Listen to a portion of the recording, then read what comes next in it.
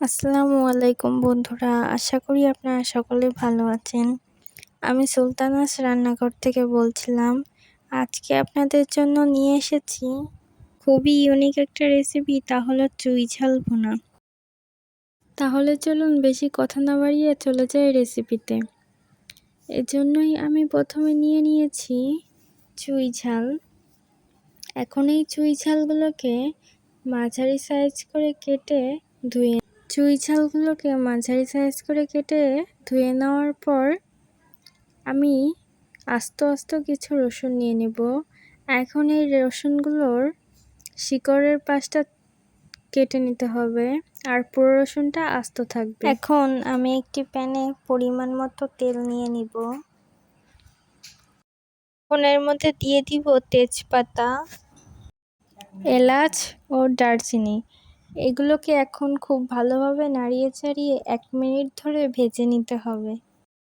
এখন এর মধ্যে দিয়ে দিব আগে থেকে কুচিয়ে রাখা পেঁয়াজগুলো দিয়েও ভালোভাবে নেড়ে চেড়ে ভেজে নিতে হবে। পেঁয়াজগুলো বাদামি বর্ণের হয়ে আসা পর্যন্ত ভেজে নিতে হবে। এখন এর মধ্যে দিয়ে দিব পেঁয়াজ বাটা, রসুন বাটা এবং আদা বাটা দিয়ে খুব ভালোভাবে নাড়িয়ে চাড়িয়ে মিশিয়ে নিতে হবে।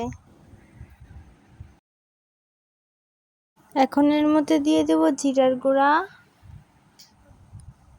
শুকনা মরিচের গুঁড়া এবং হলুদ গুঁড়া। তারপর স্বাদ মতো লবণ দিয়ে আবারও খুব ভালোভাবে নেড়েচেড়ে মিশিয়ে নিতে হবে। এই পর্যায়ে এর মধ্যে অল্প একটু পানি দিয়ে মশলাটাকে কষিয়ে নিতে হবে।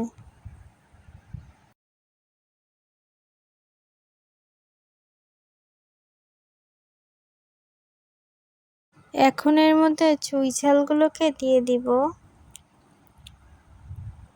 তার কিছুক্ষণ পর দিয়ে দিব কেটে রাখা আস্ত রসুন।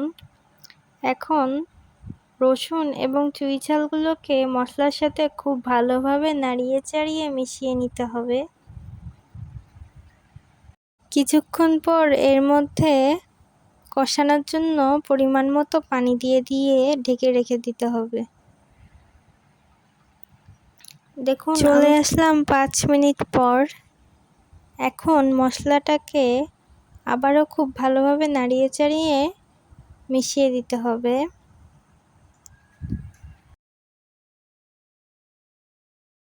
এই পর্যায়ে আমি এর মধ্যে আরও কিছুটা পানি দিয়ে দিব।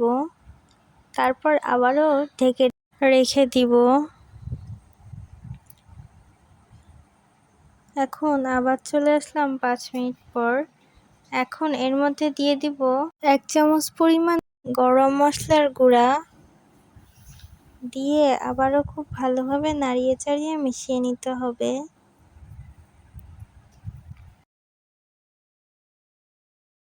এখন 1 মিনিট জাল করে নিলেই তৈরি হয়ে যাবে আমার চুই ঝালের রেসিপি। দেখুন তৈরি হয়ে গেল আমার চুই ঝালের রেসিপি।